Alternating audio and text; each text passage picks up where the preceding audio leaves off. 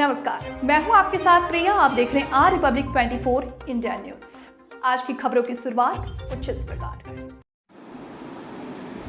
राहुल गांधी के हिंदू विरोधी बयान पर लोकसभा में गहमा गहमी के बाद अब साधु संतों में भी राहुल गांधी के प्रति गुस्सा देखने को मिल रहा। अखिल भारतीय संत समिति के राष्ट्रीय महामंत्री राधे बाबा ने पीताम्बरा पीठ में आचार्य दिनेश चंद्र महाराज से मुलाकात की और कहा कि हिंदू समाज का अपमान करने के लिए राहुल गांधी को पूरे देश से माफी मांगनी चाहिए, अन्यथा हम लोग अखिल भारतीय संत समिति एवं विश्व हिंदू परिषद द्वारा राहुल गांधी के खिलाफ आंदोलन करेंगे। लोकसभा में हद्दी कर दी, पूरे हिंदू समाज को उन्होंने अपमानित करने का कार्य किया और हिंदुओं को हिंसक बताया। इसलिए हमारी अखिल भारतीय संत समिति उसकी घोर निंदा करती है। आज मैं अल प्रवास पे छत्तीसगढ़ में आया, हमारी प्रदेश कार्यकारिणी की संत समिति की बैठक की। आज संतों ने विश्व हिंदू परिषद कार्यालय में जो हमारी बैठक हुई, हमारे विश्व हिंदू परिषद के इस प्रांत मंत्री, वहाँ के प्रांतीय धर्माचार्य संपर्क होंगे और कार्यकर्ता, हमारे अखिल भारतीय संत समिति के छत्तीसगढ़ प्रदेश कार्यकारिणी के सभी सदस्य, अध्यक्ष, हमारे महामंत्री, हमारे धर्म समाज के छत्तीसगढ़ के प्रमुख दिनेश शास्त्री जी, सभी लोगों ने बैठ कर निर्णय लिया कि इन्होंने जो हिंदू समाज का अपमान किया है, जो संत समाज, हिंदू समाज कभी भी माफ़ नहीं करेगा। इसलिए आज जन आंदोलन या तो राहुल गांधी जी को माफ़ी मांगनी चाहिए और नहीं, अगर माफ़ी नहीं मांगते तो आज ही हम लोगों ने निर्णय लिया कि पूरे जिला स्तरों पर हम राहुल गांधी के पुतले फूकेंगे और उनको बाध्य करेंगे कि वो हिंदू समाज से माफ़ी मांगे। और हम लोग आपके माध्यम से समाज को एकत्रित करेंगे, संगठन के माध्यम से एकत्रित करेंगे, हमारे साधु समाज पूरे समाज में जाएगा, हिंदू समाज को जागृत करेंगे कि जो भगवान श्री राम का देश है, भगवान कृष्ण का देश है, भगवान महावीर का देश है, गौतम बुद्ध का देश है, गुरु नानक देव जी का देश है, इसको हीन भावना से देखते हुए दूषित अपनी मानसिकता का परिचय राहुल गांधी जी ने दिया है। उनको भगवान सद्बुद्धि दे, वो समग्र हिंदू समाज से माफ़ी मांगे और नहीं तो समग्र हिंदू समाज उनको माफ़ नहीं करेगा। अभी तक पुतले जलाए जा रहे हैं। एक समय ऐसा आएगा कि राहुल गांधी अपने घर से बाहर नहीं निकल पाएंगे, क्योंकि हिंदू समाज को अपमान करने वाला घर से बाहर नहीं आ पाएंगे। आपकी मांग क्या है? अगर वो माफ़ी नहीं मांगे तो उस स्थिति में आप देखिए, मैंने बताया ना कि हम लोग समाज के बीच में जाएंगे, हिंदू समाज को जागृत करेंगे और जो आज ये बात करते हैं, प्रतिपक्ष में जो बैठने की बात करते हैं, आने वाले समय में हिंदू समाज जैसा जागृत होगा, ये विपक्ष में बैठने के लायक भी नहीं रहेंगे। तो इस समाज को हम लोग जागृत करेंगे इनके प्रति और इनको माफ़ी तो मांगना ही पड़ेगा। अगर इस देश में रहना है तो समग्र हिंदू समाज का सम्मान इनको करना पड़ेगा। नेता प्रतिपक्ष के तौर पर उनका पहला भाषण था, क्या लगता है ये कांग्रेस की नीति को दर्शाता है? देखिए, अब ज़्यादा तो उनके बारे में क्या कहें, इसीलिए लोग उनको पप्पू कहते हैं और उनकी जो मानसिकता शुरू से ऐसी रही है, क्योंकि इनके पूर्वजों को भी देखा जाएगा तो अल्पसंख्यकों को और लोगों को प्रसन्न करने के लिए कहीं ना कहीं इनकी मानसिकता में जो इनके पूर्वज रहे हैं, उसमें जो दूसरे पंथ के लोग हैं उनका जिन आज भी इनके दिमाग और मानसिक उसमें तोड़ रहा है, उसके कारण ये गणित कार्य कर रहे हैं। भगवान उनको सद्बुद्धि दे और हिंदू समाज से उनको माफ़ी मांगना चाहिए, नहीं तो समाज के अंदर जाकर और भी उग्र आंदोलन हम लोग करेंगे। हमारी मठ मंदिरों की कैसे रक्षा हो, गो रक्षा किस प्रकार हो और अग्रसर हिंदू समाज एकत्रित हो, उस विषय को लेकर जो हमारी अखिल भारतीय संत समिति के उद्देश्य राष्ट्र रक्षा, धर्म रक्षा, गो रक्षा, गंगा रक्षा, उन सभी विषयों को लेकर आज रायपुर में विश्व हिंदू परिषद कार्यालय में हमारे संत समिति के राष्ट्रीय छत्तीसगढ़ की इकाई की पूरी कार्यकारिणी और हमारे धर्म समाज के, जहाँ पर अभी अपन लोग बैठे हैं, हमारे धर्म समाज के छत्तीसगढ़ के प्रमुख आचार्य पंडित श्री दिनेश शास्त्री जी, हमारे प्रदेश अध्यक्ष जी, हमारे विश्व हिंदू परिषद के प्रदेश मंत्री और हमारे धर्माचार्य संपर्क प्रमुख, हमारे सभी संतगणों ने बैठकर इन सब विषयों पर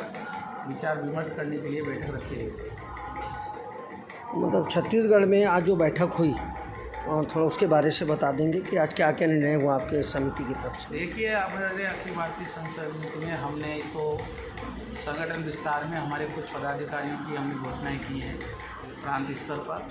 उसके साथ साथ जिस प्रकार पहले मध्य प्रदेश शासन में था और यहाँ पे भी आज भी ऐसी जानकारी पूर्व में आई कि यहाँ पर भी कुछ मंदिरों में जो हमारे सरकार ने क्या है कि तो परंपराओं के मंदिर हमारे यहाँ पर हैं, एक हमारे यहाँ गुरु शिष्य परंपरा और एक वंश परंपरा। लेकिन पूर्व काल में कुछ समय में ऐसा सुनने में आया कि छत्तीसगढ़ में भी जो संत महापुरुषों के, हमारे पुराने महात्माओं के या पंडितों के जो मंदिर हैं, जो वंश परंपरागत पूजा कर रहे हैं, गुरु शिष्य परंपरागत पूजा कर रहे हैं, उसमें कहीं ना कहीं प्रबंधक कलेक्टर चढ़ गया है। तो आज उस पर भी विचार किया गया और हम लोग मुख्यमंत्री जी से इस बात पर अवगत करा कर कि पुजारी जो भगवान की मूर्ति के आगे, जो पिता के आगे जो शब्द बनाकर प्रबंधक कलेक्टर लिखा गया है, उसको वहाँ से हटाया जाए और जिस प्रकार वंश परंपरागत और गुरु शिष्य परंपरागत जो नाम पहले चढ़ा हुआ था उसको उसी प्रकार किया जाए। उस पर भी आज निर्णय लिया गया। ऐसे प्रदेश में और देश में कितने मंदिर हैं जिसमें प्रबंधन काम कर रहा है प्रशासन में अभी यहाँ की सूची बनाने के लिए आज हम लोगों ने कहा है, लेकिन आज करीब ऐसे 100-150 मंदिरों का ऐसा हमारी समिति में लोगों ने बताया है कि जिसमें इस तरीका लोग कोर्ट में भी कुछ लोग उसमें गए हैं। पहले मध्य प्रदेश में भी ऐसा था, अभी भी मध्य प्रदेश में काफ़ी मंदिरों में प्रबंधक कलेक्टर चढ़ा हुआ है, लेकिन हाई कोर्ट का एक निर्णय आया था, उसमें भी मध्य प्रदेश में प्रबंधक कलेक्टर हटाने का आदेश हुआ था। तो वहाँ पर उसकी प्रक्रिया चल रही है। लेकिन हमारे मध्य प्रदेश में तो बहुत मंदिर हैं और वहाँ की जनगणना अलग, भी छत्तीसगढ़ अलग हो गया और हमारे मध्य प्रदेश में तो करीब अभी वर्तमान में 52,000 मंदिर ऐसे हैं जिन पर शासकीय वो चढ़ गया था। लेकिन त्रुटि पर बहुत ठीक भी हो रहे हैं और सरकार से अभी उसके ऊपर हम लोगों ने बहुत आंदोलन किए हैं, मांग की है। तो बीच में कुछ नियमों में सुधार किया गया भी है मध्य प्रदेश में और उसी की तर्ज पर हम लोग चाहते हैं कि छत्तीसगढ़ सरकार भी, जो हम लोग की धार्मिक सरकार है, वो मठ मंदिरों के रखाव में, और सुप्रीम कोर्ट ने भी एक ऐसा निर्णय लिया है पूर्व में कि जो मठ मंदिर ये जो होते हैं उसको सरकार न चला के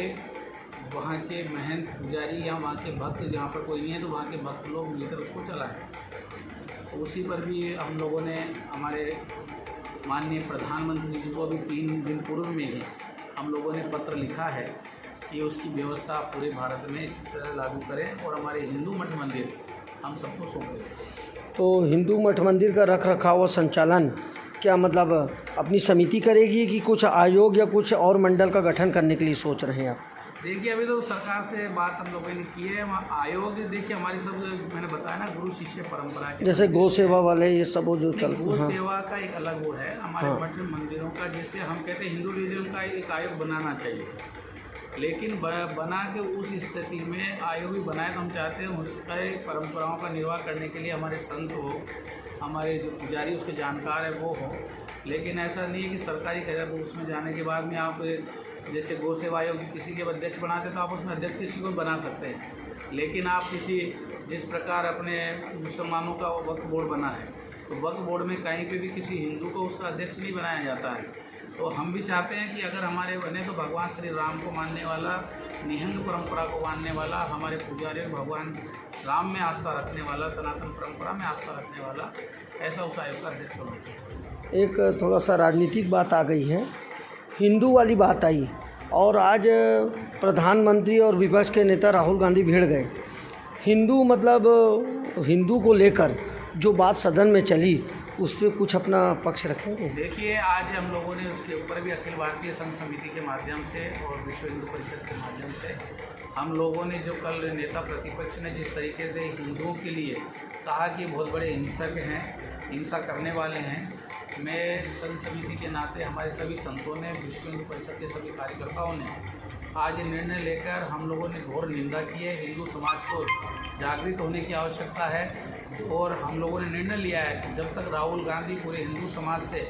माफ़ी नहीं मांगते हैं तब तक हम लोग पुतले जलाएंगे, उनका आंदोलन करेंगे, उनको माफ़ी मांगनी पड़ेगी। पूरे हिंदू समाज को जागृत होने के लिए हम लोग आह्वान करेंगे। इसके लिए अगर रोड पर निकलना पड़ेगा तो संत समाज भी हिंदू समाज को लेकर आगे निकलेगा, क्योंकि उन्होंने समग्र हिंदू समाज को, यहाँ पर रहने वालों को उन्होंने गाली बकी है और उनको बड़ा कुठारा, मतलब अपनी दूषित मानसिकता का परिचय उन्होंने दिया है।